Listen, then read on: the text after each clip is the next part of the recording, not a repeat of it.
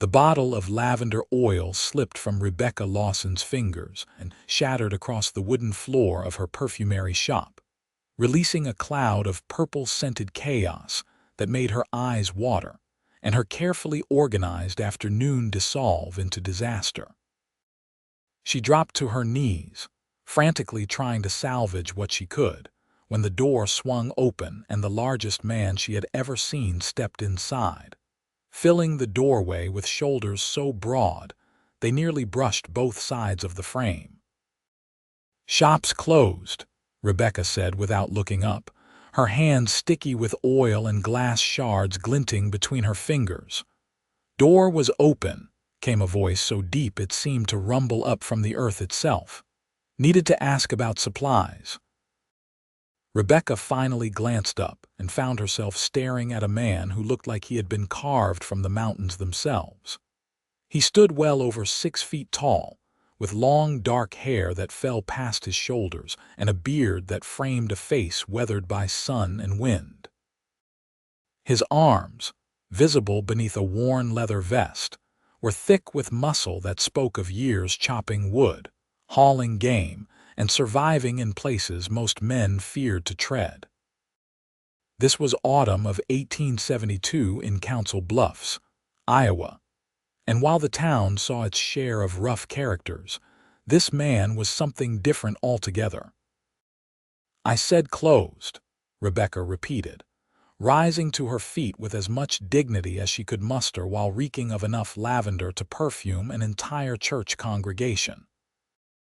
She was 22 years old, had been running her small perfumery for 3 years since her father's death, and she prided herself on maintaining professional boundaries with customers, especially intimidating ones who looked like they could snap her inventory shelves in half without trying.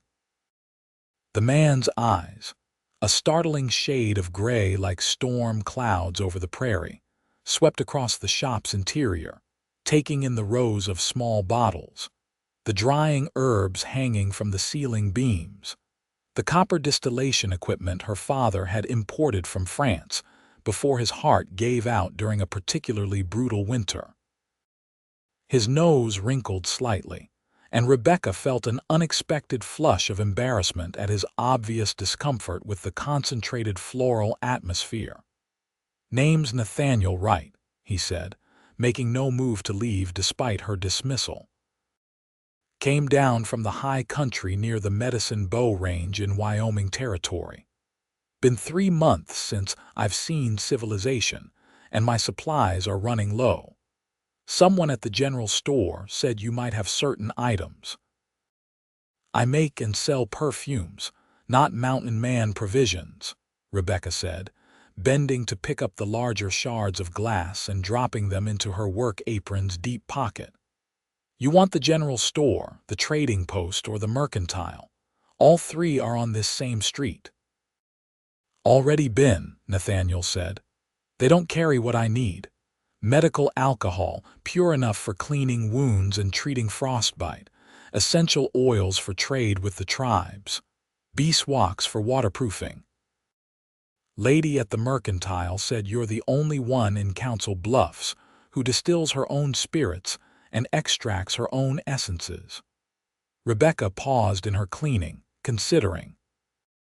He was right that she had these items, and she did occasionally sell supplies to trappers and traders, though they made up a tiny fraction of her business. Most of her income came from the town's wealthier women who wanted French-style perfumes and scented soaps, along with orders she shipped east to ladies in Chicago and St. Louis who appreciated her unique blends. "I have medical alcohol," she admitted, straightening and brushing her dark hair back from her face. "The essential oils I carry are expensive. Beeswax I can sell you, though I use most of it myself for balms and candles. But I need to clean up this mess first, and then I need to air out the shop before this lavender smell gives me a headache strong enough to fell a horse." "I'll help," Nathaniel said simply, and before Rebecca could protest, he had crossed the shop in 3 long strides and was crouching beside the worst of the spill, producing a cloth from somewhere in his pack that he used to soak up the pooling oil with surprising delicacy for such large hands. Rebecca wanted to object to this intrusion, to maintain her independence and her carefully constructed walls, but the practical side of her recognized good help when it appeared. Together they worked in silence, cleaning the floorboards until the worst of the damage was contained. Throughout the process, Rebecca became increasingly aware of Nathaniel's presence in her small shop. He moved with an economy of motion that spoke of someone accustomed to limited space, despite his size. And unlike most customers who tried to make conversation or comment on the various scents surrounding them, he simply worked, his focus entirely on the task at hand. When the floor was as clean as they could make it, Rebecca stood and properly assessed her unexpected helper. Up close, she could see the scars on his forearms, the calluses on his palms, the way his leather clothing bore the marks of hard use and careful maintenance. He smelled of pine smoke, horse, and something else she could not quite identify, something wild and clean that had nothing to do with any fragrance she had ever bottled. "Thank you," she said, meaning it. "Let me gather your supplies. How much medical alcohol do you need?" 2 quarts if you can spare it, Nathaniel replied, his gray eyes meeting hers directly. "For the oils, I need pine, sage, and cedar if you have them. The Northern Cheyenne value them for ceremonies, and I trade with a band that winters in the high valleys. Fair trades, good relations.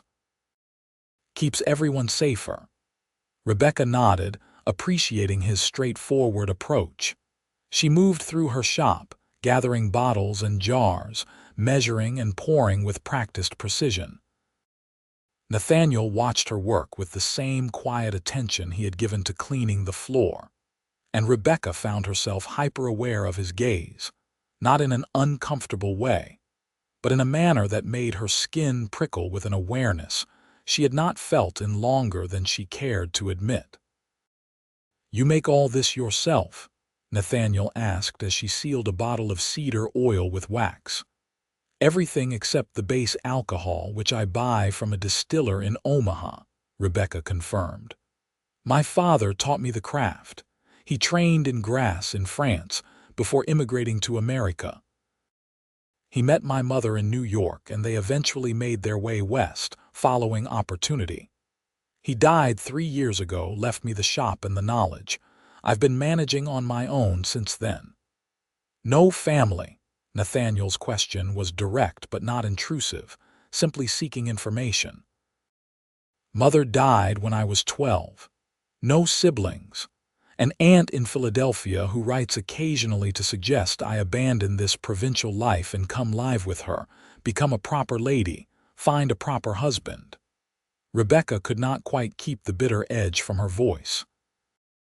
"She doesn't understand that this shop is everything I am. My father's legacy, my life's work, my independence.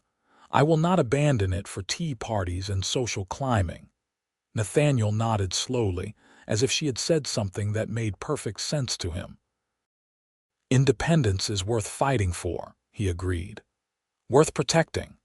I left civilization when I was 19, couldn't stomach the rules and restrictions, everyone telling me who to be and how to live. Mountains don't care about your family name or your bank account.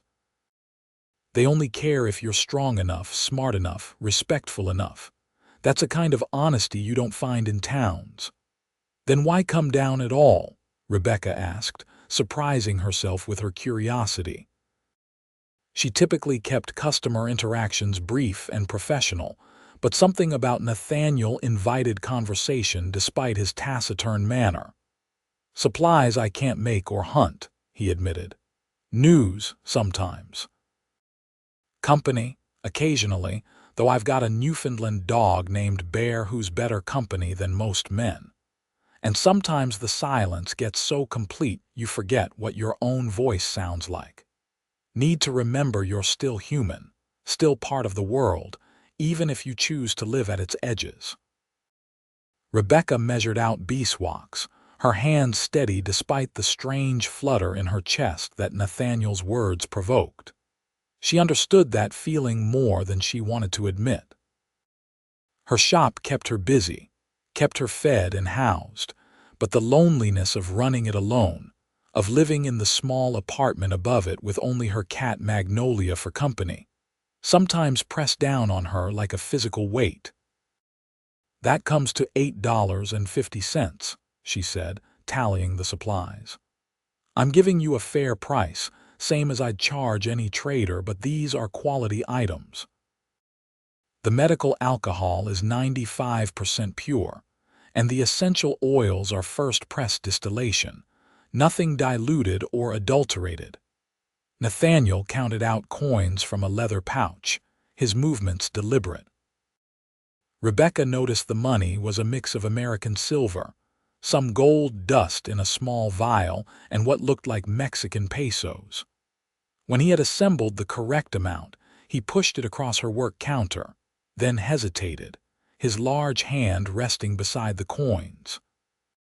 "You ever think about expanding your inventory?" he asked. "Mountain trade goods. There's gold camps all through the Rockies, settlements popping up in valleys where 5 years ago there was nothing but elk and eagles. Men up there have money from claims and trapping, and their women want little luxuries. Your perfumes, soaps, things that remind them of civilization. I could carry your goods, sell them for you, bring back payment. Take a small percentage for my trouble." Rebecca's first instinct was to refuse. She did not know this man, had no reason to trust him with her valuable inventory, and plenty of reason to be suspicious of strangers making business propositions. But as she looked at Nathaniel's weathered face, at the directness in his gray eyes, she found herself considering the offer seriously. Her business had plateaued over the past year. She could only sell so much to Council Bluffs and the surrounding farms, and shipping east was expensive and unpredictable. Access to mountain communities hungry for quality goods could open entirely new markets. "I would need references," she said slowly. "Proof you are who you say you are, that you have legitimate trading relationships, and I would need a contract, something in writing that protects both our interests." "Fair enough," Nathaniel agreed. "I can bring you letters from the trading post in Medicine Bow, from the Indian agent at Fort Laramie, from settlers I've done business with. As for a contract, I'll agree to whatever terms you think reasonable. I've got no interest in cheating you. Good trading relationships are built on trust and fair dealing. Break that, and you're done. Word spreads fast in the high country." They negotiated for another 20 minutes, discussing percentages, payment schedules, what types of products would sell best in mining camps versus settlements versus trading with tribes. Rebecca found herself impressed by Nathaniel's business acumen despite his rough appearance. He knew his markets, understood supply and demand, and seemed genuinely interested in creating a mutually beneficial arrangement. "I will consider your proposition," Rebecca said finally. "Bring me those references when you return to town. If they check out, we can draw up a formal agreement and try a small initial order to see how it works. When I return," Nathaniel's eyebrow rose slightly, "I was planning to stay in Council Bluffs for a week or so. Need to handle other business, get my horse reshod, wait for a shipment of ammunition from Omaha, plenty of time to establish credentials." Rebecca felt her face heat slightly. She had assumed he would be leaving immediately, had not considered that he might linger in town, that she might encounter him again. The thought unsettled her in ways she did not want to examine too closely. "Then visit again in a few days," she managed to say. "I will need time to verify whatever references you provide, and to think about what products would work best for your customers." Nathaniel nodded, gathering his purchases and packing them carefully into his leather saddlebags. As he moved toward the door, he paused and turned back to her, his expression thoughtful. "That lavender you spilled," he said. "It's powerful stuff. Pretty smell, I suppose, if you like that kind of thing, but it covers everything else up. When I first walked in here, all I could smell was flowers and herbs and alcohol. Took a while before I caught your actual scent underneath it all." Rebecca blinked, unsure how to respond to such an odd observation. "My scent? Everyone has one," Nathaniel said matter-of-factly. "Natural smell, that's just them. Animals know it instinctively, use it to identify each other, track each other, understand each other. Humans have mostly forgotten how to pay attention to it, covered it up with perfumes and soaps. But it's there. Yours is like honey and clean linen with something green underneath. Growing things. Life." He paused, then added, "It's better than any of these bottles, clearer, more honest."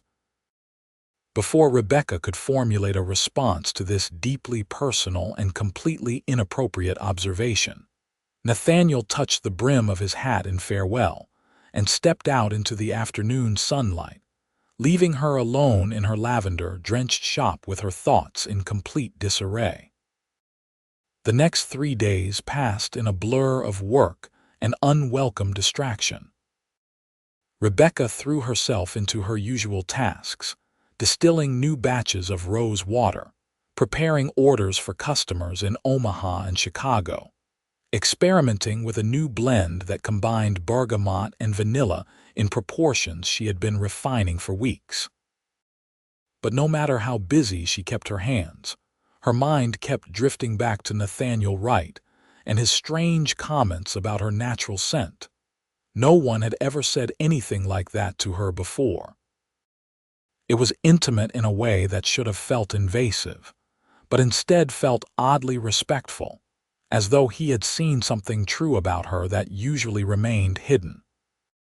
She found herself sniffing her own wrist during idle moments, trying to detect this honey and linen and green scent he claimed to perceive. But all she could smell was the residue of her work, the oils and alcohols and plant essences that had permeated her skin after years in this profession. On the 4th day after Nathaniel's initial visit, Rebecca was working on her account books when the shop door opened, and he returned, this time carrying a leather portfolio that looked incongruous in his massive hands. He had cleaned up since their first meeting, his hair tied back, his beard trimmed, wearing what passed for formal attire in his world, a clean shirt under his leather vest and trousers that had seen a brush and iron. "Brought the references you requested," he said without preamble, setting the portfolio on her counter and opening it to reveal several letters written on various types of paper, from fine stationery to rough foolscap. Rebecca read through them carefully, her practiced eye assessing authenticity and content. There was indeed a letter from the trading post manager in Medicine Bow, Wyoming Territory, attesting to Nathaniel Wright's reliability and honest dealing over the past 5 years. Another from a cavalry officer at Fort Laramie, noting Nathaniel's valuable service as a scout and his positive relationships with several Indian bands in the region.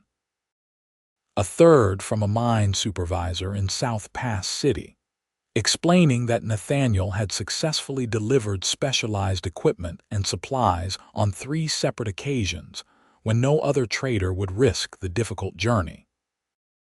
"These are impressive," Rebecca admitted, carefully refolding the letters and returning them to the portfolio. "You have built a solid reputation in Wyoming Territory." "I keep my word," Nathaniel said simply. "And I know the country, know the people, know how to survive. That combination makes me valuable to folks who need things done." Rebecca made a decision that both thrilled and terrified her. "Then, let us draw up a contract.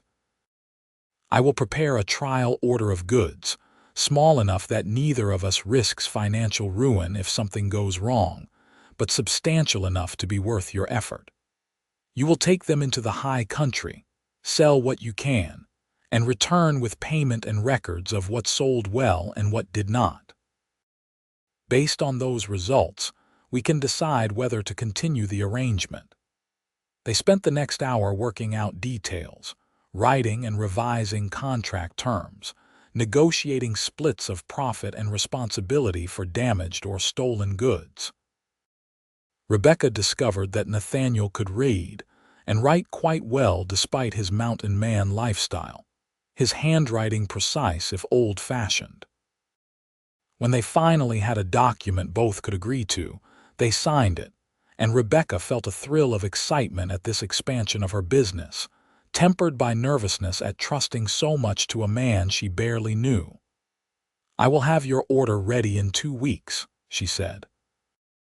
"That gives me time to prepare the items properly, package them for travel, and create labels and pricing information you can use. When do you plan to head back to the mountains?" 3 weeks, Nathaniel replied. "Gives me time to handle my other business, rest my horse, maybe help with the wheat harvest on a farm outside town in exchange for winter feed supplies. So your timeline works." He made no move to leave after their business was concluded, instead looking around her shop with what seemed like genuine interest. His gaze lingered on her distillation equipment, the copper alembic and collection vessels, the small spirit lamp she used for heating. "Never seen this kind of setup before," he observed. "How does it work?" Rebecca found herself explaining the distillation process, warming to the subject as she always did when someone showed genuine curiosity about her craft. She described how different flowers and herbs required different temperatures and times, how she collected the essential oils that rose with the steam, how some scents required weeks of patient extraction, while others could be captured in hours. Nathaniel listened with the same focused attention he seemed to bring to everything, asking intelligent questions that showed he was genuinely trying to understand. When Rebecca demonstrated her technique by starting a small batch of mint extraction, he watched the entire process without interrupting, his gray eyes tracking every movement of her hands. "It is like hunting," he said when she had finished. "Patience, knowledge, respect for what you are taking. Understanding that you cannot force it, can only create the right conditions and wait for the result to come to you." "I have never thought of it that way," Rebecca admitted. "But yes, I suppose there are similarities. Both require learning from experience, accepting failure as part of the process, constantly adapting your technique to changing conditions. And both give you something valuable if you do it right," Nathaniel added. "Something that sustains life in different ways. Meat sustains the body. Beauty and pleasant scents sustain something else, something less tangible but just as important." Rebecca studied him with new appreciation. Every assumption she had made about mountain men being rough, uneducated brutes was being systematically dismantled by this thoughtful, articulate man whose hands could probably break rocks, but handled her delicate bottles like they were made of spider silk. "Would you like to stay for supper?" The invitation emerged before Rebecca fully thought it through. Driven by an impulse she did not entirely understand. "Nothing fancy, just stew and bread, but I was about to close the shop and eat anyway, and it seems foolish to send away someone I will be doing business with when we could discuss details more comfortably over food." Nathaniel hesitated, and for the first time since entering her shop, he looked uncertain. "I am not used to indoor dining," he said carefully. "My manners might not be what you are accustomed to, but I would appreciate a home-cooked meal if you are genuinely offering." "I am offering," Rebecca confirmed, wondering at her own boldness. She locked the shop door, flipped the sign to closed, and led Nathaniel through the back room to the narrow stairs that climbed to her apartment above. She became acutely aware of the domestic intimacy of this action, bringing a man into her private living space, but she pushed the anxiety aside. This was business, she told herself. Networking with a trading partner, nothing more. Her apartment was small but comfortable. 2 rooms with sloped ceilings where the roof angled down, furnished with pieces her father had made or collected over the years. A cast iron stove dominated one corner. Herbs drying from ceiling hooks filled another, and her narrow bed with its colorful quilts occupied an alcove that gave at least the illusion of privacy. Magnolia, her orange tabby cat, lifted her head from the chair where she had been sleeping and regarded Nathaniel with the disdain cats reserve for large, intrusive strangers. "Magnolia, behave yourself," Rebecca said, hanging her work apron on its hook and ladling stew from the pot she had left simmering on the stove. "We have a guest who is too polite to mention that your attitude leaves much to be desired." "I like cats," Nathaniel said, folding his large frame carefully into one of Rebecca's small dining chairs, which creaked alarmingly under his weight. "They are honest about their feelings. No pretense, no games. A cat either likes you or does not, and they make it perfectly clear which is the case."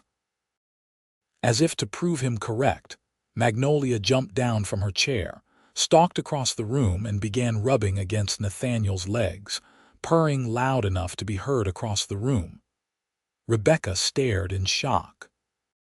Magnolia tolerated Rebecca because Rebecca fed her, but the cat was notorious for hissing at visitors and hiding under the bed whenever anyone else entered the apartment. "You have some kind of magic with animals?" Rebecca asked, setting bowls of stew on the table along with a loaf of bread she had purchased from the baker that morning. "I spend more time with animals than people," Nathaniel replied, reaching down to scratch behind Magnolia's ears with surprising gentleness. "Maybe they recognize one of their own. Or maybe they just sense I mean no harm. Animals are good at reading intent." They ate in companionable silence for a while, Rebecca sneaking glances at Nathaniel as he methodically worked through his meal. He ate like someone who had known real hunger, not rushing but not wasting a single bite, using his bread to soak up every drop of broth. His table manners were actually quite good despite his warnings, better than many of the supposedly civilized men who visited Council Bluffs. "This is excellent," Nathaniel said. "I have not had stew this good since I left my mother's kitchen 7 years ago. My own cooking is functional at best, keeps me alive but provides no pleasure beyond that." "You have not been home in 7 years?" Rebecca asked, surprised. "Your family must worry about you." "My mother does, I expect," Nathaniel admitted. "I write her letters when I can get them posted, let her know I am alive and well. My father understands better. He was a sailor in his youth, spent years at sea.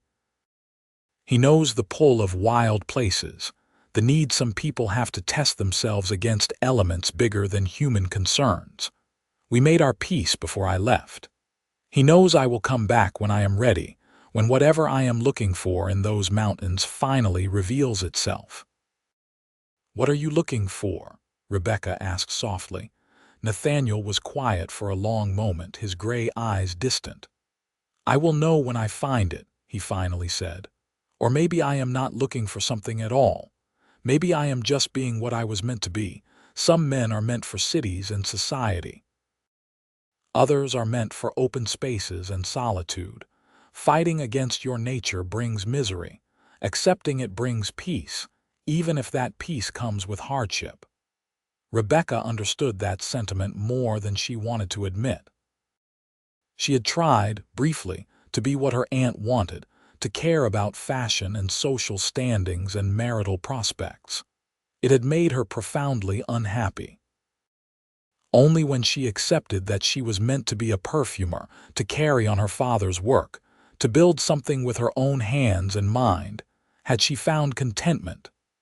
"To accepting our natures," she said, raising her water glass in a toast. Nathaniel touched his glass to hers, a small smile playing at the corners of his mouth. Even when those natures make life complicated. After dinner, Nathaniel helped her wash dishes despite her protests, his large hands somehow managing the delicate task without breaking anything.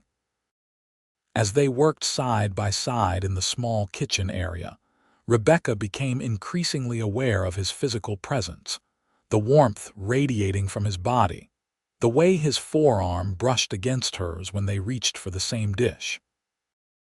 The attraction she felt was undeniable now, had been building since their first meeting, and she suspected from the way his eyes lingered on her face that the feeling was mutual.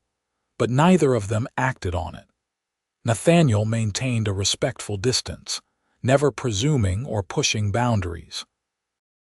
When the dishes were done and the evening light was fading toward dusk, he thanked her for the meal, reminded her that he would return in 2 weeks for the trading goods, and took his leave with the same quiet courtesy he had shown throughout their acquaintance. Rebecca stood at her window and watched him walk down the street toward the boarding house where he was apparently staying, his long hair lifting slightly in the evening breeze. Magnolia wound around her ankles, still purring, clearly hoping the large man would return. "I think we are both in trouble," Rebecca told the cat. "That man is dangerous to my peace of mind." The following 2 weeks tested Rebecca's concentration in ways she had not experienced since her father's death forced her to take over the business while still deep in grief. She prepared Nathaniel's trading order with meticulous care, selecting items she thought would appeal to women starved for small luxuries. Small bottles of perfume in simple but pretty glass containers, bars of scented soap wrapped in waxed paper and tied with twine, tins of lip balm and hand cream, sachets of dried flowers for freshening linens, even a few simple cosmetics like rouge and powder that stored well and traveled safely. She created a catalog with prices and descriptions, writing clearly so that even someone unfamiliar with perfumery could explain the products to potential customers. She packed everything in a sturdy wooden crate padded with straw, organized so that the most fragile items were protected in the center. The work absorbed her days, but her evenings were plagued by thoughts of Nathaniel, memories of his deep voice and thoughtful observations, the strange intimacy of sharing a meal in her small apartment. Twice during those 2 weeks, she saw him around town. Once he was at the livery, working on his horse's hooves with the farrier, his shirt sleeves rolled up to reveal forearms corded with muscle. Once he was helping load wheat onto a wagon at the mill, lifting sacks that would have required 2 normal men, his body moving with the fluid strength of someone in peak physical condition. Both times their eyes met across the distance, and both times Rebecca felt her heart rate increase in a way that had nothing to do with exertion, and everything to do with attraction she could no longer pretend did not exist. On the appointed day, Nathaniel arrived at her shop exactly on time, accompanied this time by a massive dog that Rebecca assumed must be Bear. The Newfoundland was black as midnight, easily weighing over 100 pounds, with intelligent eyes and a calm demeanor that suggested the dog was as much a thinking companion as a pet. "I hope you do not mind," Nathaniel said, indicating Bear. "I could not leave him at the boarding house for the full day, and he is well behaved. Will not disturb anything." "He is welcome," Rebecca said, meaning it. She loved animals, had grown up with dogs before circumstances forced her to limit her household to just Magnolia. Bear sniffed her hand politely, then settled by the door like a massive guardian statue, content to wait while the humans conducted business. Rebecca showed Nathaniel the packed crate, walking him through the inventory and her reasoning for including each item. He examined everything with his characteristic thoroughness, asking questions about use and storage, testing the packaging to ensure it would survive rough travel. His attention to detail impressed her as much as anything else about him. "This is fine work," he said when he had reviewed the entire order. "Well thought out, fairly priced. These will sell, especially the soaps and hand creams. Women in mining camps and frontier settlements work hard. Their hands get rough. Their skin dries out from wind and cold and constant labor. Products like these are not just luxuries but genuine relief." "I try to think about practical needs as well as desires," Rebecca said. "Beautiful scents are wonderful, but genuine utility makes customers return. If these hand creams actually heal their chapped skin, they will want more." "Smart business thinking," Nathaniel approved. He paid her the agreed-upon advance, 50% of the wholesale value, the rest to be paid upon his return with sales records. As he counted out the money, he said casually, "I will be leaving tomorrow at first light.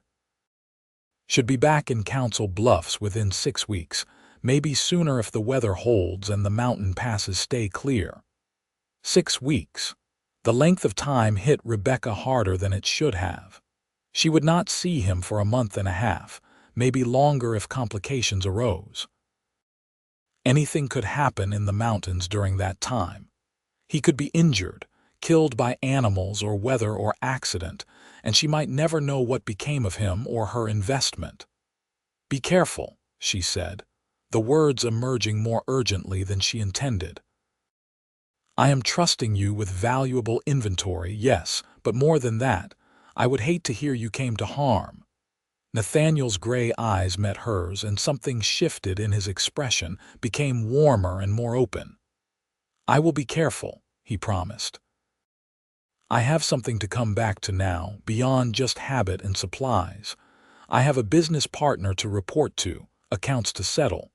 And I would like to see you again, Rebecca. Not just as a business associate. I think you know what I mean." Rebecca's breath caught. The directness of his statement, the honesty in his voice, cut through all her carefully maintained defenses.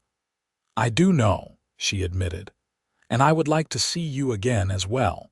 But Nathaniel, I barely know you. You are leaving for months.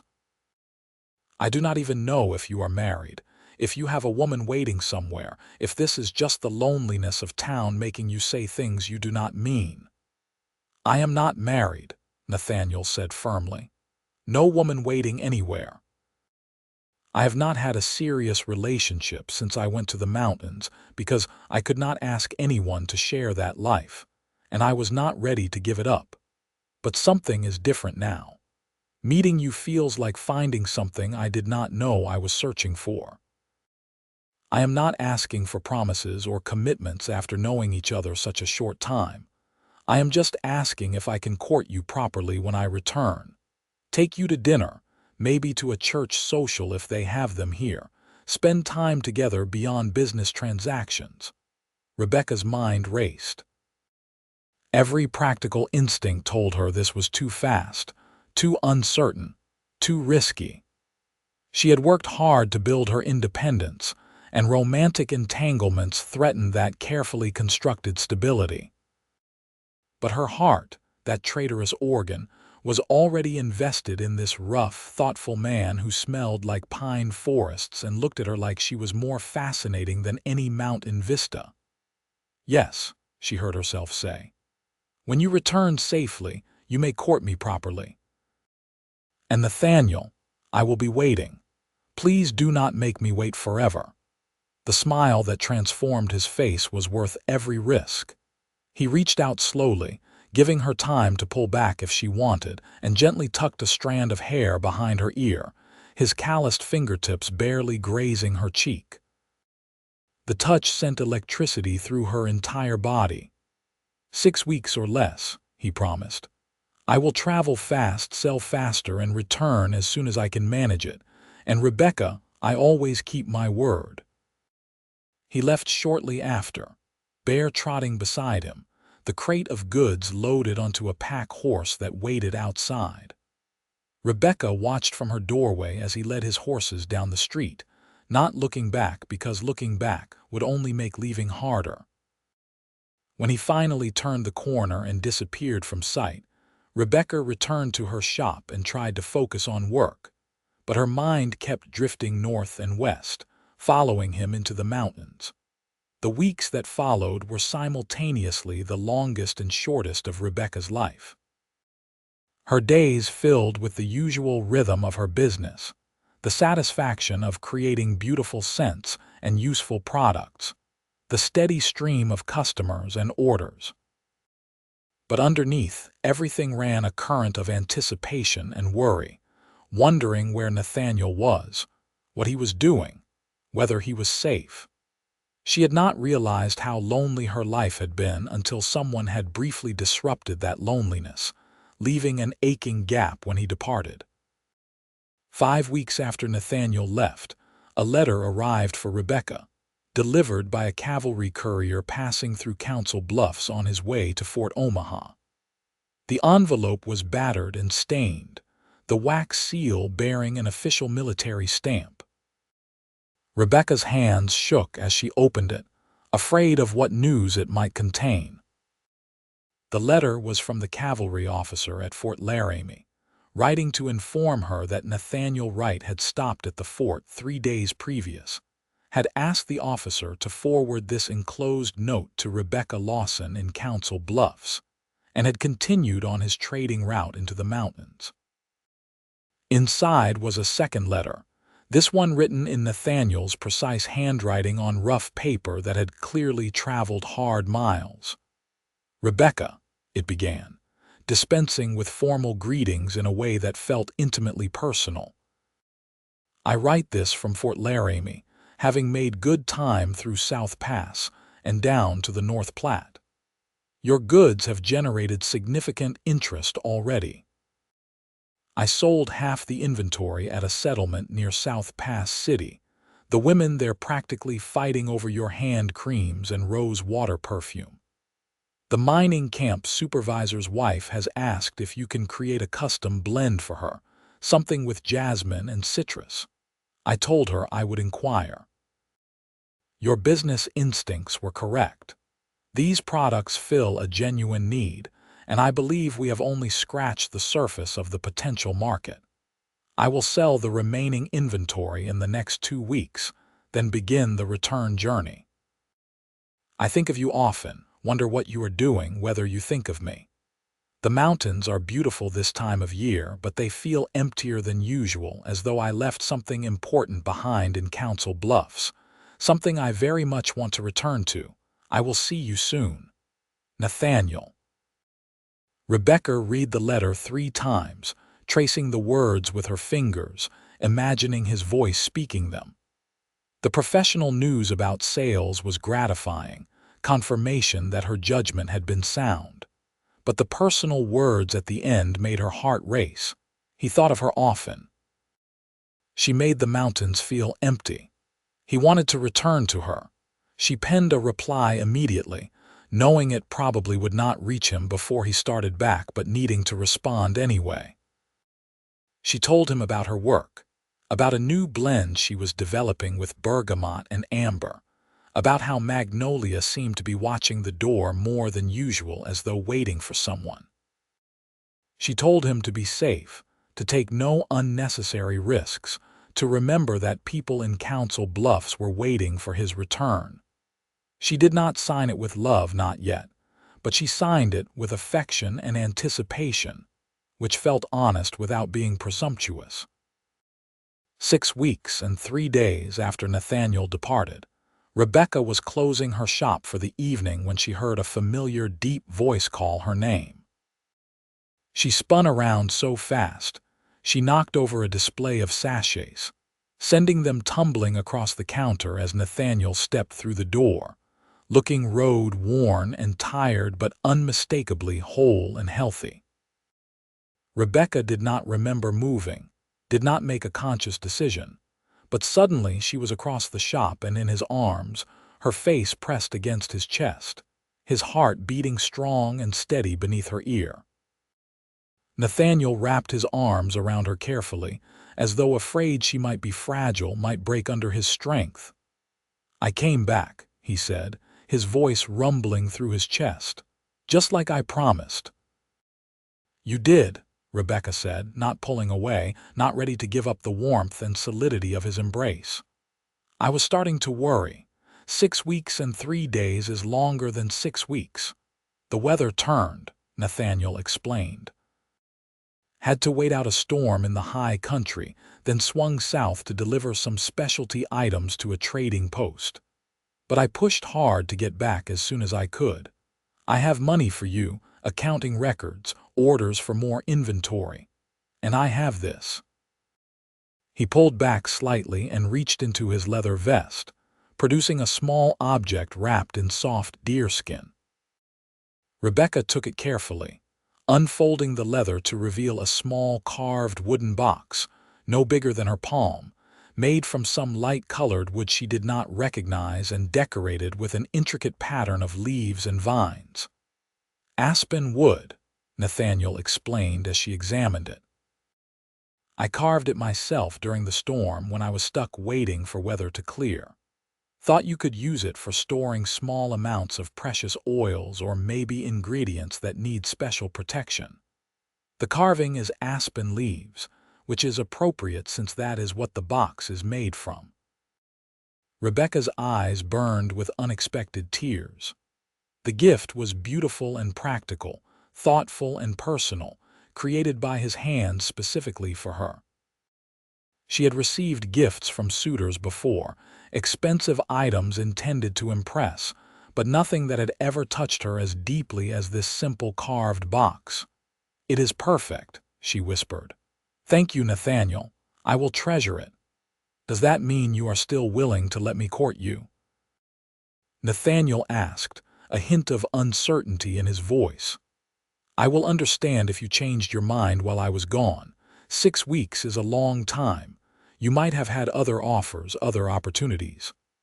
"I had no other offers that interested me," Rebecca said firmly, "and I did not change my mind." "Yes, Nathaniel Wright, you may court me. You may take me to dinner, accompany me to church social events if you are willing to endure small talk and social niceties, and spend as much time with me as your schedule allows before you need to head back to the mountains." "About that," Nathaniel said slowly, "I have been thinking during my travels, thinking about what I want, where I want to be, what kind of life I want to build. The mountains will always be part of me, but maybe they do not need to be all of me. Maybe it is time to consider spending more time in places where there are shops that smell like flowers and women who create beauty from plant essences and carved wooden boxes." Rebecca's heart stuttered. "What are you saying?" "I am saying I want to try splitting my time," Nathaniel explained, his hand settling on her waist, his gray eyes serious. "Trade runs into the high country when weather allows, but maintaining a base here in Council Bluffs. Maybe building a small cabin on the outskirts of town, somewhere with space for Bear and my horses, close enough to civilization for regular contact but far enough for privacy. I have saved money from years of trading. I can afford to set up a permanent camp, establish real roots, if you want me to. If that interests you." "That interests me very much," Rebecca said, hardly daring to believe what she was hearing. "But Nathaniel, you love the wilderness. I do not want you to give up your nature for me. You said it yourself, fighting your nature brings misery." "I am not fighting my nature," Nathaniel assured her. "I am expanding my understanding of what my nature includes. I went to the mountains because I needed to prove something to myself, needed to test myself against genuine challenges, needed to escape the suffocating expectations of society. I did all that. I survived, thrived even. But survival is not the same as living. I want to live, Rebecca. I want morning coffee with someone who makes me laugh. I want to come home to something more than a dog, no matter how good a dog bear is. I want to build something that lasts beyond my next trip, my next trade, my next season. I want to build something with you." Rebecca could not speak past the lump in her throat. Instead, she stretched up on her toes and kissed him, her first real kiss since she was 18 and foolish enough to believe the lies of a traveling salesman who promised the world and delivered nothing but heartbreak. Nathaniel's lips were warm and slightly chapped from wind and weather, and he kissed her back with a restrained intensity that suggested vast reserves of passion held carefully in check. When they finally broke apart, both breathing hard, Nathaniel rested his forehead against hers. "I will court you properly," he said. "Do this right. But Rebecca, I need you to know that my intentions are completely serious. I am not looking for a casual romance or a temporary companion. I am looking for a partner, a wife, someone to share both the difficult and beautiful aspects of life. If that is too much too soon, if you need time to be sure, I will wait, but I will not pretend my feelings are less than they are." "I do not need you to pretend anything," Rebecca said, her hands fisting in his vest, holding him close. "And yes, your intensity is overwhelming, and yes, any rational person would say we are rushing into something we should approach more carefully. But I have been careful my entire adult life. I have been responsible and practical and independent, and it has kept me safe but also kept me isolated. I do not want to be isolated anymore, Nathaniel. I want to take a risk on someone who carves me wooden boxes and thinks my natural scent is better than any perfume." Nathaniel laughed, a deep, warm sound that Rebecca felt as much as heard. "Your natural scent is better than any perfume," he confirmed. "Though I appreciate the irony of saying that to a woman whose livelihood depends on creating perfumes." "Not ironic," Rebecca corrected. "Complimentary. I create artificial scents for people who want to project a certain image, who want to enhance their appeal, who want small, beautiful luxuries. There is nothing wrong with that. But what you are talking about is something deeper, authentic connection that does not need enhancement. Both things have value, Nathaniel. Both things matter." They stood in her shop, holding each other as the evening light faded, discussing dreams and possibilities, until full darkness fell outside and Rebecca finally had to light lamps.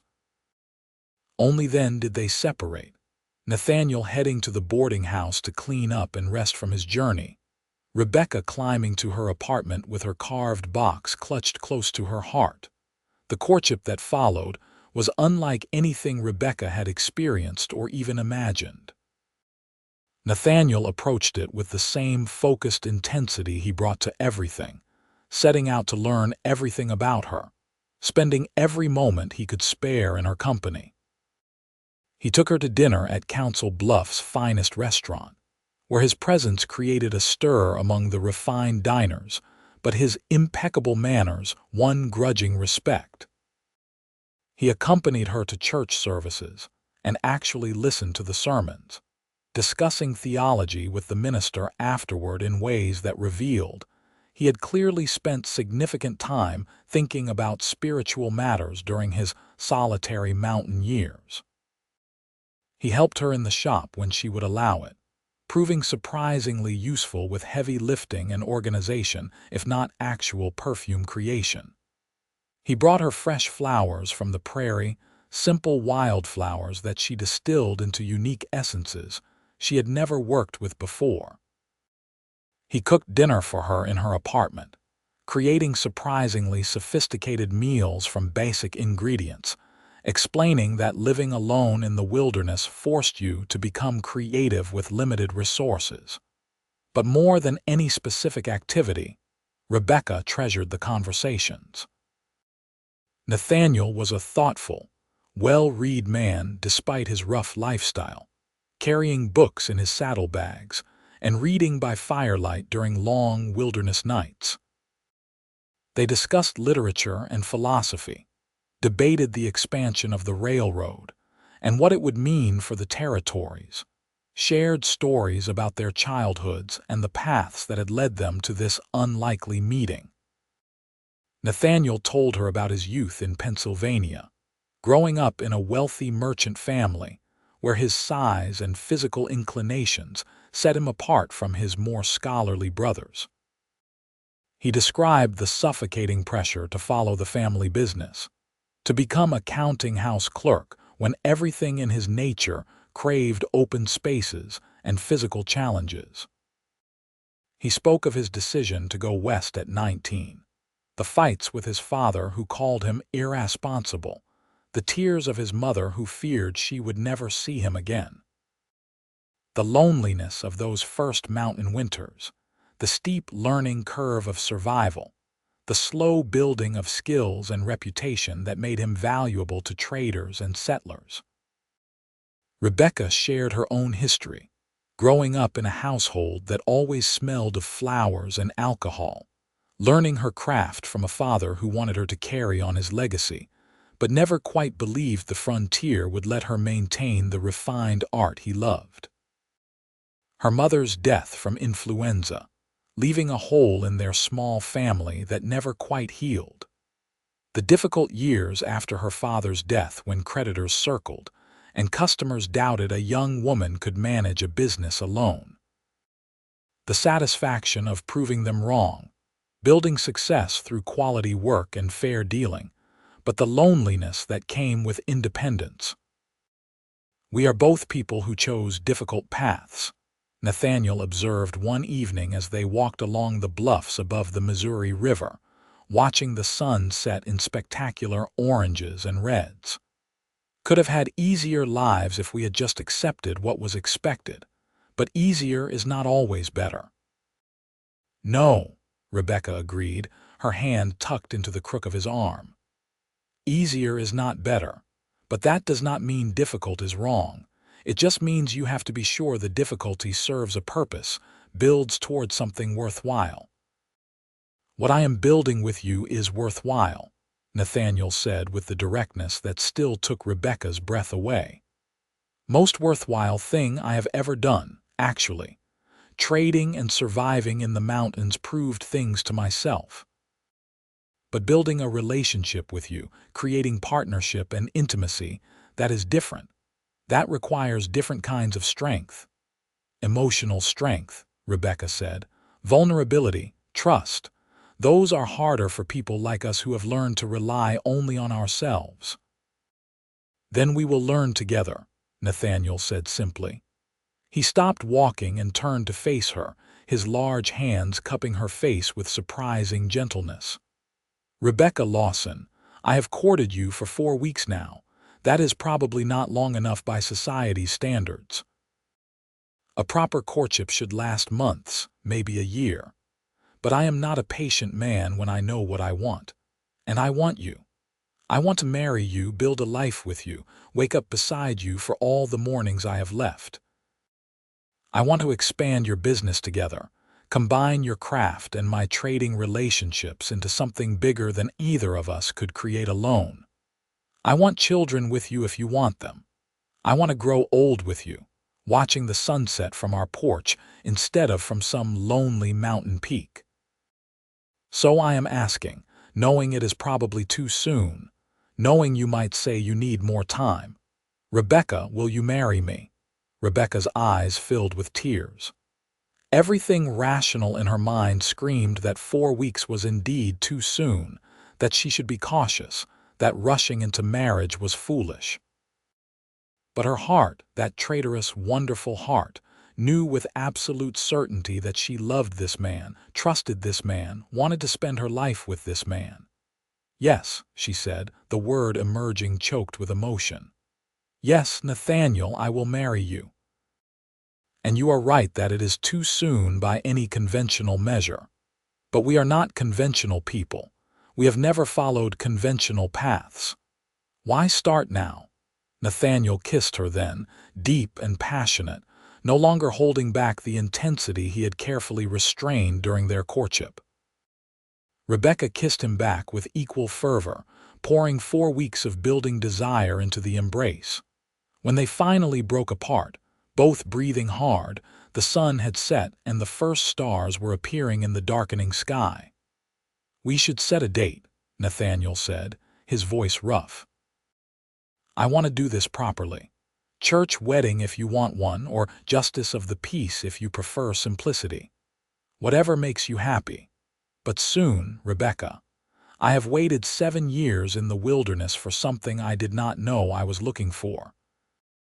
Now that I have found you, I do not want to wait unnecessarily. 3 weeks, Rebecca decided. That gives time to arrange a proper ceremony, for me to make a suitable dress, for you to send word to your family if you want them to try to attend. Though 3 weeks is probably not enough time for them to travel from Pennsylvania. I will send a telegram, Nathaniel said. They probably cannot make the journey on such short notice, but they deserve to know. My mother will be thrilled. She has been worried I would die alone in some mountain valley with only Bear for company. They spent the next 3 weeks in a flurry of preparation. Rebecca commissioned a simple but elegant wedding dress from Council Bluffs, best seamstress, ivory silk with minimal ornamentation, practical enough that she could wear it again for special occasions. Nathaniel used some of his saved trading profits to purchase a small piece of land on the outskirts of town, then spent his days building a cabin with help from several local men who he had befriended during his stays in Council Bluffs. The structure was simple but solid: 2 rooms with a sleeping loft, a large stone fireplace, a covered porch that faced west toward the sunset. Behind the cabin, he constructed a barn for his horses and a large enclosed space for Bear, though the dog would clearly be spending most of his time inside with the family. Rebecca continued running her shop, preparing inventory for another trading run that Nathaniel would make after the wedding, thinking about how to expand her business with this new partner and these new opportunities. She also spent time creating something special. A unique perfume just for their wedding day, a blend that captured everything she associated with Nathaniel. Pine and cedar from his mountain world, leather and smoke, but also amber for warmth, vanilla for sweetness, and under it all, bergamot for the hope and joy of new beginnings. The day before the wedding, a telegram arrived from Pennsylvania. Nathaniel's family could not make the journey on such short notice, but they sent blessings and promised to visit within the year. His mother had included a separate message that made Nathaniel laugh and shake his head. "About time you found a good woman. Do not mess this up. Make her happy or answer to me." "I like your mother already," Rebecca said when he shared the message. "She will love you," Nathaniel assured her.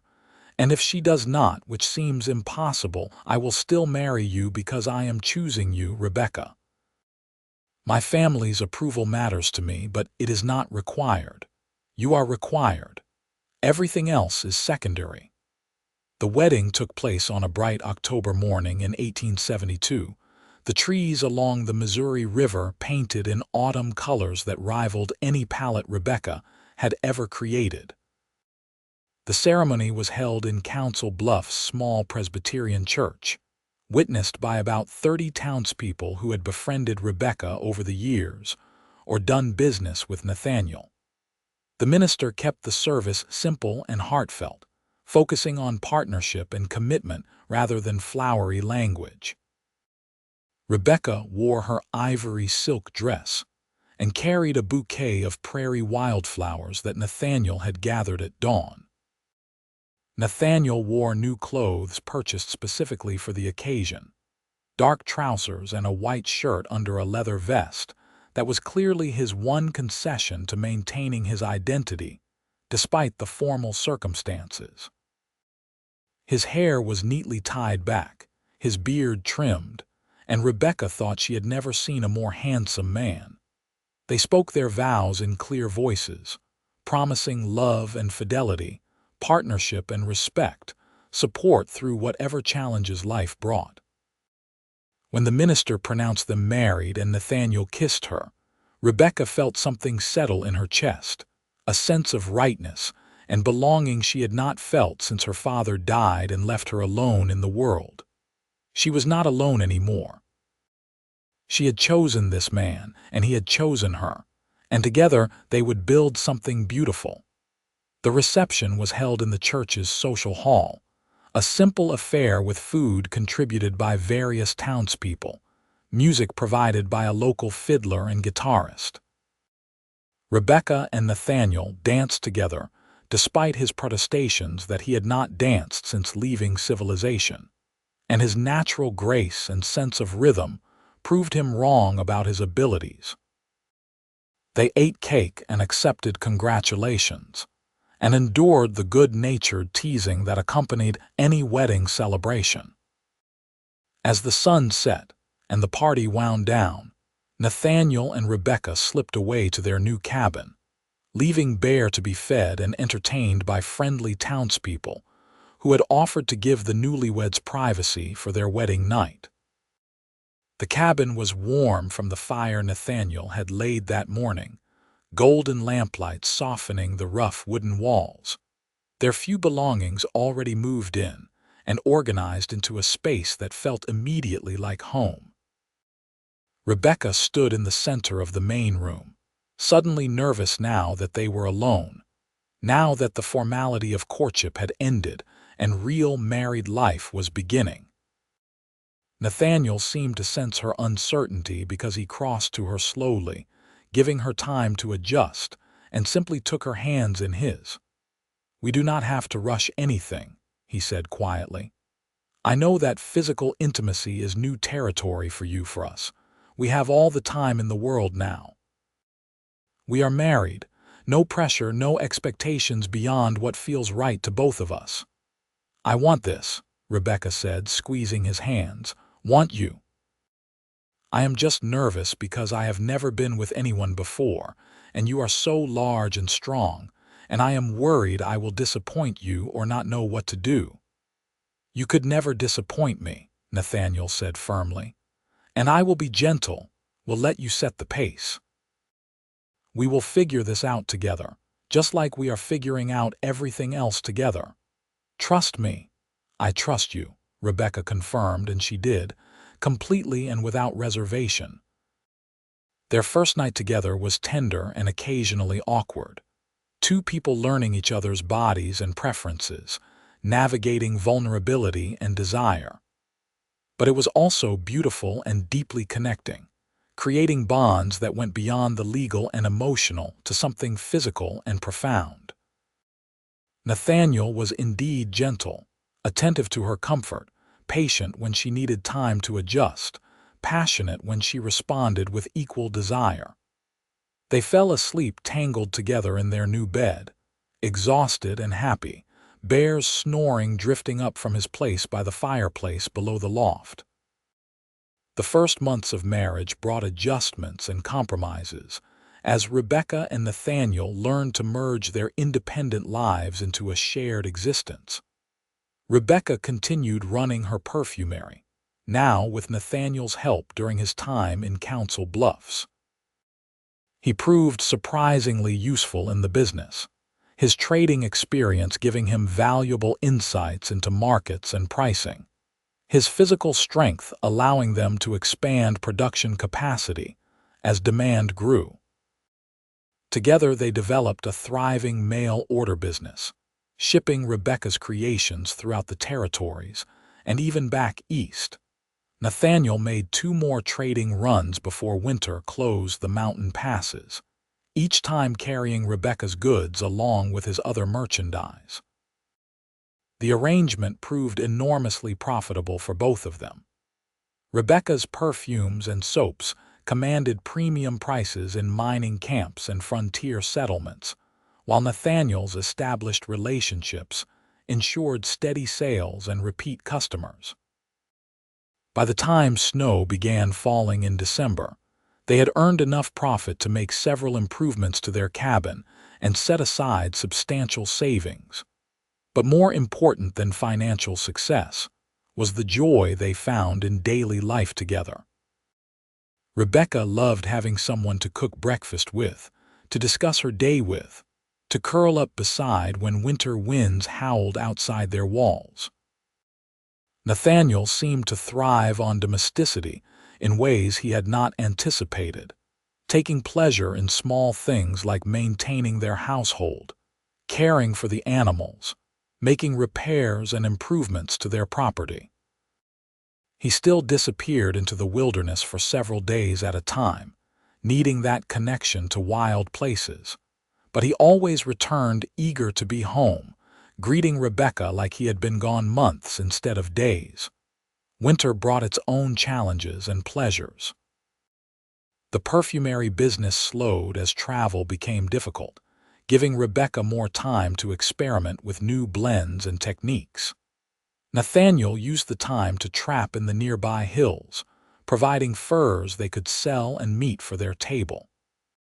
They spent long evenings reading by firelight, playing cards, telling stories, making love while snow piled against their windows and the fire crackled warm beside them. Spring arrived late in 1873, breaking through snowpack with determination and flooding the Missouri River to heights that threatened several buildings near the waterfront. Rebecca and Nathaniel helped sandbagging efforts, working alongside their neighbors to protect the town. The crisis brought them deeper into Council Bluffs community, cementing relationships and building the kind of social connections Rebecca had neglected while running her business alone. In May, Rebecca realized she was pregnant. The discovery filled her with joy and terror in equal measure. She had always wanted children, but had resigned herself to likely remaining childless given her unmarried state and business focus. Now, at 23 years old, married to a man she loved more than she had thought possible, the dream was becoming reality. Nathaniel reacted to the news with stunned silence followed by explosive joy. He lifted Rebecca off her feet and spun her around their cabin, laughing with pure delight, careful to set her down gently when he remembered she was carrying precious cargo. His protectiveness, already strong, intensified to sometimes comic levels. He worried about her standing too long in the shop, lifting heavy bottles, breathing chemical fumes from her distillation work. Rebecca had to gently but firmly establish boundaries, explaining that she was pregnant, not made of glass, and fully intended to keep working until very close to her delivery date. This baby is growing inside someone who distills alcohol and essential oils for a living, she pointed out when Nathaniel objected to her starting a new batch of rose water. A few chemical vapors will not hurt the child. Besides, women have been working through pregnancy since the beginning of human history. I refused to become an invalid for 9 months. Nathaniel backed down but remained vigilantly watchful, a mountain man on guard duty protecting his mate and unborn child. Rebecca found his concern endearing even when it became excessive, understanding that it came from deep love and the profound responsibility he felt as a husband, and soon to be father. They spent the summer preparing for the baby's arrival. Nathaniel built a beautiful cradle from aspen wood, carving it with the same leaf pattern he had used on Rebecca's small wooden box, creating continuity and connection between the gifts. Rebecca sewed tiny clothes and blankets, her hands creating something softer and more precious than any perfume she had ever bottled. They converted a corner of their cabin's main room into a nursery space, hanging curtains for privacy, placing the cradle near the fireplace where the baby would stay warm. In late January of 1874, during a snowstorm that buried Council Bluffs under 2 feet of white, Rebecca went into labor. Nathaniel, despite his reputation for calm under pressure, came close to panic. He fetched the midwife through hip-deep snow, built the fire so hot the cabin became almost unbearably warm, hovered near Rebecca with helpless concern as she worked through contractions with determination, and no small amount of cursing. "You did this to me," she gasped at one point between contractions, gripping his hand hard enough to bruise. "Your fault. So big. Why did I marry such a large man? This baby is probably enormous." "You will be fine," Nathaniel said, his voice steady despite the fear in his eyes. "You are the strongest woman I know. You can do this. I believe in you." 12 hours after labor started, as dawn broke gray and cold over the snow-covered landscape, Rebecca delivered a healthy baby boy. He emerged squalling and red-faced, weighing nearly 9 pounds, with a shock of dark hair in his father's gray eyes. Nathaniel wept openly as he held his son for the first time. This massive mountain man reduced to tears by a tiny infant who fit in his enormous hands with room to spare. "He is perfect," Nathaniel whispered, awe filling his voice. "Rebecca, you made a perfect human. Look at his little fingers, his tiny nose. He is the most beautiful thing I have ever seen. What should we name him?" Rebecca asked, exhausted but happy, watching her husband fall completely in love with their child. "Your choice," Nathaniel said. "You did all the hard work bringing him into the world. You should name him." Rebecca thought about the forests Nathaniel loved, the aspen wood he worked with such care, the way life persisted and thrived even in harsh mountain environments. "Asher," she decided. "It means happy and blessed, which is how I feel right now. Asher Wright." "Asher," Nathaniel repeated, testing the name. "Perfect. Hello, Asher Wright. Welcome to the world. Your mother and I are going to do our best to raise you right, teach you to be strong and kind and honest. And your dog Bear is going to love you very much, though he may need a few days to adjust to sharing us with someone new." The adjustment to life as parents was challenging but rewarding. Asher was a demanding baby, wanting to nurse constantly, objecting loudly to being put down. Rebecca had to temporarily hand over most of her perfumery work to a young woman she hired as an assistant, focusing her limited energy on caring for the baby and slowly recovering from childbirth. Nathaniel proved to be a devoted and surprisingly capable father, walking the floor with Asher during fussy nights, changing nappies without complaint, singing soft mountain ballads in his deep voice to soothe the baby to sleep. Bear, after initial confusion about this noisy small human, became Asher's devoted guardian, lying beside the cradle during naps, barking if anything approached that Bear deemed threatening. Magnolia was less impressed, retreating to high shelves and regarding the baby with disdain, but even the cat eventually warmed to Asher, especially once he became old enough to drop food from his high chair that she could steal. As Asher grew from infant to toddler, Rebecca returned to her perfumery work, juggling motherhood and business with determination and adaptability.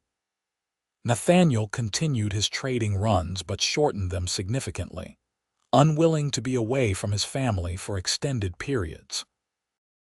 They developed an efficient system where Rebecca created inventory during winter months, Nathaniel sold it during spring and summer trading trips, and autumn was reserved for family time and preparing for the next cycle. Their business continued to grow, expanding beyond Rebecca's initial vision. Nathaniel began trading in other luxury goods alongside her perfumes, creating a diverse inventory that made him increasingly valuable to frontier communities. Rebecca experimented with new product lines, developing men's grooming supplies that sold well in mining camps, medicinal preparations that addressed common frontier ailments, even creating a unique mountain flower perfume that became her signature scent. The smell permanently associated with Rebecca right throughout the territories. When Asher was 2 years old, Rebecca became pregnant again. This second pregnancy was easier, perhaps because she knew what to expect, perhaps because her body had adjusted to the demands of creating life. In the spring of 1876, she delivered a healthy daughter they named Violet, after the wildflowers that bloomed across the prairie every May. Violet was smaller than her brother had been, but equally healthy, with her mother's dark curls and a temperament that alternated between sunny sweetness and stubborn determination. Life settled into a rich rhythm of work and family, challenge and satisfaction. Nathaniel built an addition to their cabin as their family grew, creating more space and privacy. Rebecca hired 2 more assistants for the perfumery as demand continued to increase, training them in her techniques while maintaining quality control over every product that bore her name. Together, they navigated the joys and struggles of raising children, building a business, maintaining a marriage, being active members of their community. The years passed with the peculiar speed that characterizes happy lives. Asher grew into a strong, curious boy who loved following his father into the nearby hills, learning to track and hunt and read the natural world. Violet developed her mother's creative instincts, playing with flowers and scents, showing early aptitude for the perfumer's art. Both children were bright and healthy, raised in a household filled with love and laughter, security and encouragement. In 1879, when Asher was 5 and Violet 3, Rebecca became pregnant for the 3rd time. This pregnancy was unexpected, as she and Nathaniel had assumed their family was complete. But both welcomed the surprise, and that autumn Rebecca delivered twins, a boy and girl they named Thomas and Rose. The twins added cheerful chaos to an already busy household, demanding attention and patience in equal measure, but also bringing doubled joy. Nathaniel's family finally made the long-promised visit when the twins were 6 months old, traveling from Pennsylvania to meet their grandchildren and the daughter-in-law they had only known through letters. His mother arrived prepared to judge whether Rebecca was good enough for her son, but was won over within hours by Rebecca's competence, warmth, and obvious deep love for Nathaniel. His father spent long talks with Nathaniel, walking the land, discussing the life his son had built, finally accepting that choosing the wilderness over the family business had been right for Nathaniel, had allowed him to become the man he was meant to be. As the 1870s gave way to the 1880s, Rebecca and Nathaniel watched their children grow, their business flourish, their love deepen into something rich and complex, built on shared experiences and mutual respect. They weathered hardships together: drought years when the prairie turned brown and brittle, illness that swept through Council Bluffs and claimed several neighbors, financial panics that disrupted trade routes. But they also celebrated triumphs: watching Asher take his first deer, seeing Violet create her first original perfume blend, teaching the twins to raid, marking anniversaries and birthdays and ordinary days made special by shared presence. The perfumery business evolved with changing times. The railroad's expansion made shipping easier, but also brought more competition from Eastern manufacturers. Rebecca adapted by focusing on quality and customization, creating bespoke blends for individual customers, maintaining the personal touch that mass production could not replicate.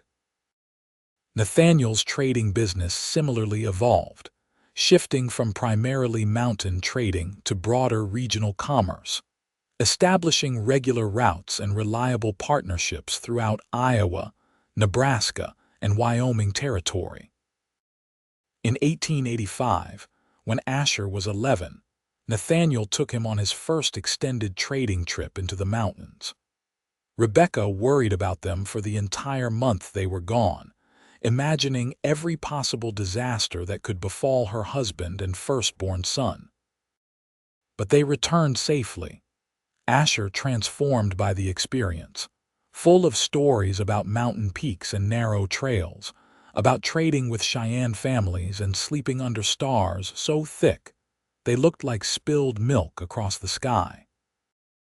Nathaniel beamed with pride as Asher recounted their adventures, father and son bound by shared experience in the wilderness that meant so much to both of them. "He is a natural," Nathaniel told Rebecca that night as they lay in their bed, children finally asleep in various corners of their now substantial cabin. "Takes to the mountains like he was born to them. Strong, observant, respectful. Made good trades, learned fast. In a few more years, he will be able to make runs himself if he wants, though I hope he stays closer to home than I did at his age. One mountain man in the family was enough." "He is like you," Rebecca said, snuggling closer to her husband. "Needs wild places in his bones. But he also has me in him, so hopefully he will not disappear for 7 years. Maybe he will find a balance, spend some time in the mountains but always return home. The best of both worlds." "Speaking of balance," Nathaniel said, his hand tracing patterns on Rebecca's arm. "I have been thinking about something. I am 42 years old now. My knees are not what they used to be after years of rough travel and mountain winters. The mountains are not getting easier, and while I still love them, what I love more is being here with you and the children. Watching them grow up, not missing the important moments because I am off trading in some remote valley. So I am considering cutting back on the long trips, focusing on regional trading that keeps me within a few days of home, spending more time helping with the perfumery business." "You have built something remarkable, Rebecca. I want to support it fully." Rebecca felt tears prick her eyes. She knew how much the mountains meant to Nathaniel, how they had shaped him and saved him during difficult years. That he would choose to limit that connection for her and their children moved her deeply. "Are you sure?" she asked. "I do not want you to give up something essential to who you are. We can manage with you gone for trading runs. We always have." "I am not giving up anything essential," Nathaniel assured her. "I am choosing what is most essential. You, Rebecca, our children, the life we built together. The mountains will always be there if I need them. But Asher will only be 11 once. Violet will only be 9 once. The twins will only be 6 once. I do not want to miss their childhoods chasing something I already found right here." They held each other in the darkness, listening to the small sounds of their sleeping children, the crackle of the fire, Bear's gentle snoring from his place by the hearth. Rebecca thought about the long journey that had brought them to this moment. From a broken lavender bottle and a stranger filling her doorway to this rich, complicated, beautiful life they shared. Every choice, every risk, every moment of vulnerability had led here, to contentment so deep she sometimes felt overwhelmed by gratitude. The years continued to unfold with their mixture of joy and challenge, routine and surprise. Asher grew into a young man who combined his father's size and physical capability with his mother's thoughtfulness and creativity, eventually taking over much of the trading business, while Nathaniel focused on regional operations and helping expand the perfumery. Violet proved to be a gifted perfumer, developing blends that rivaled and sometimes exceeded her mother's creations, bringing fresh perspectives to the family business. The twins found their own paths, Thomas drawn to mechanics and engineering, Rose to teaching and community service. In 1892, Asher married a sensible young woman named Clara who he met during a trading trip to Cheyenne. They settled on land adjacent to Rebecca and Nathaniel's property, building their own cabin, starting their own family. Within 2 years, Rebecca and Nathaniel were grandparents to a robust grandson named Michael, and a delicate granddaughter named Emma. Holding her first grandchild, Rebecca reflected on the improbable journey from lonely perfumer to matriarch of a growing family, from isolated shopkeeper to woman surrounded by love.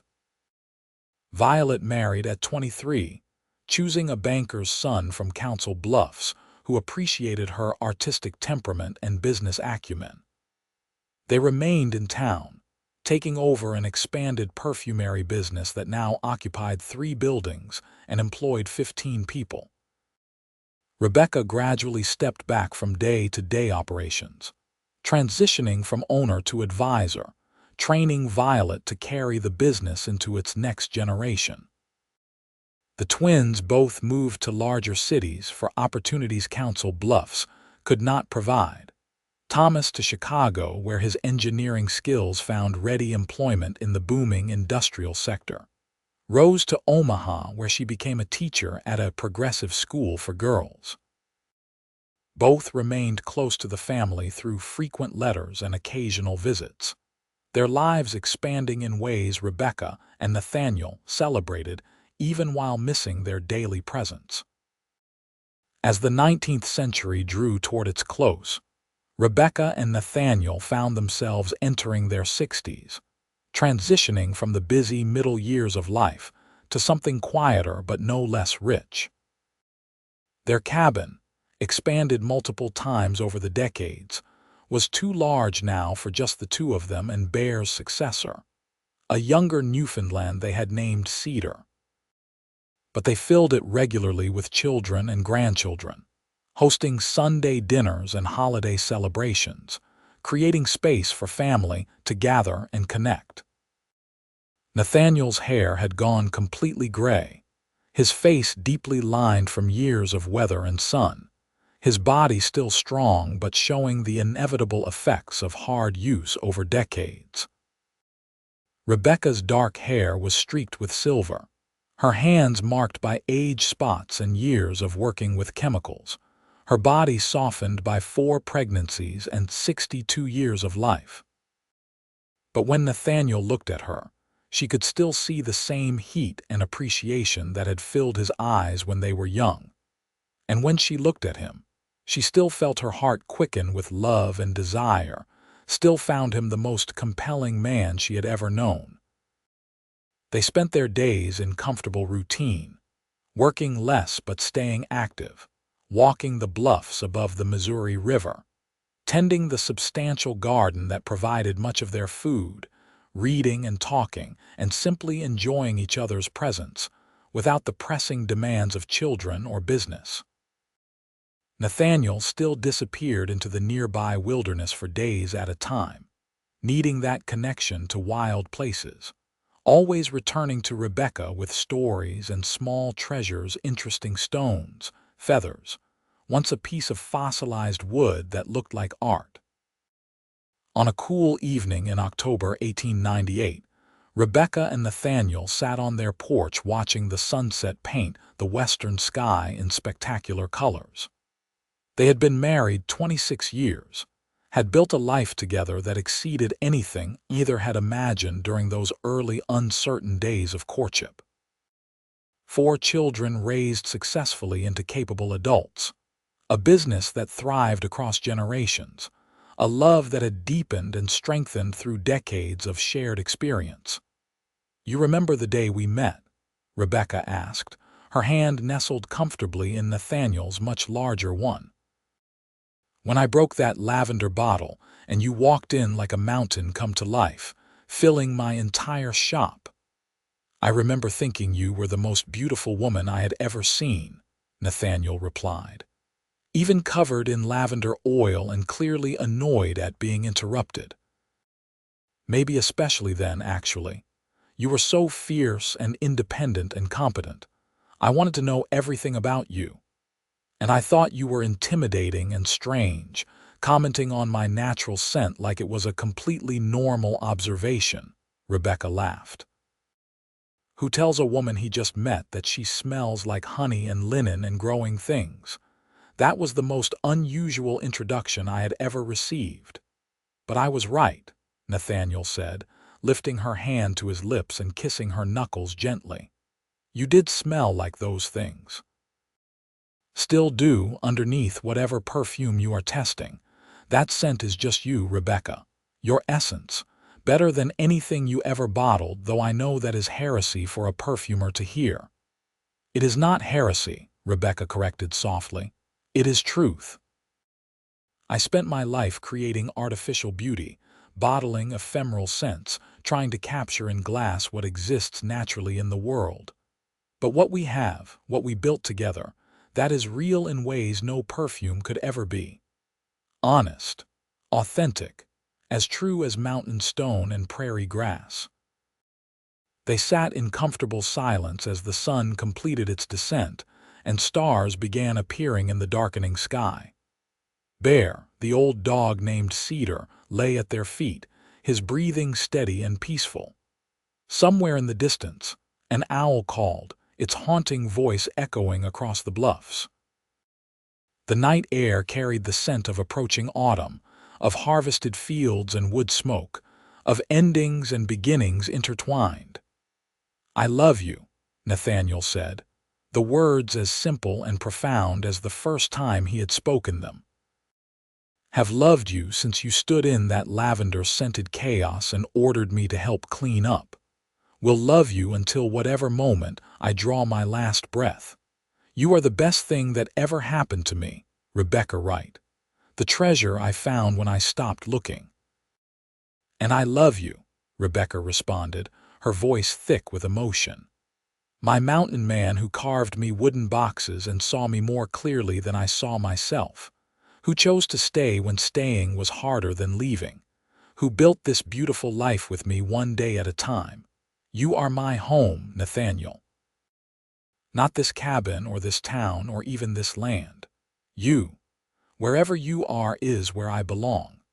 They kissed as the stars multiplied overhead, two people who had taken enormous risks on love and been rewarded beyond measure. Their children were thriving, their grandchildren healthy, their business successful, their community strong.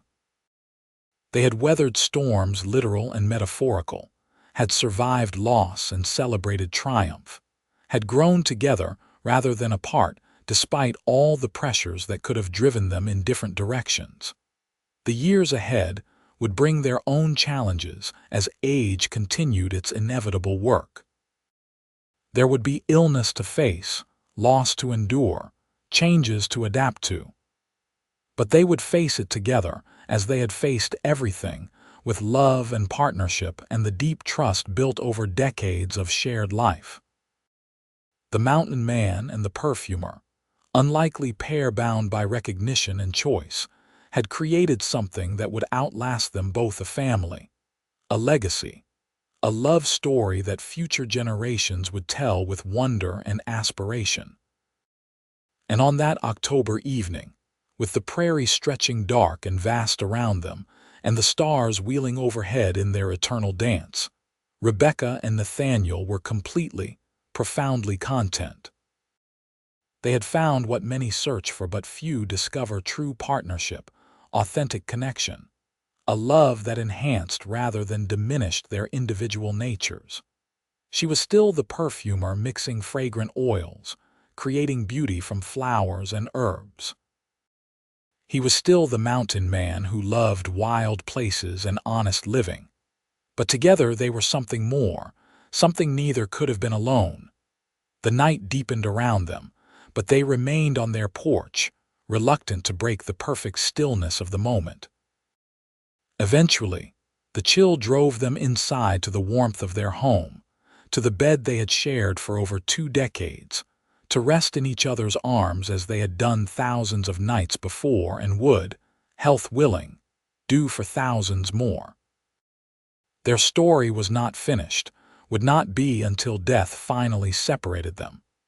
But it was complete in the ways that mattered, full of love and meaning, a testament to the power of seeing someone clearly and choosing them wholly. The perfumer and the mountain man, unlikely and inevitable, had found their happily ever after not in a single moment but in the accumulation of moments, days, Years spent building something beautiful together. And that was everything either had ever needed.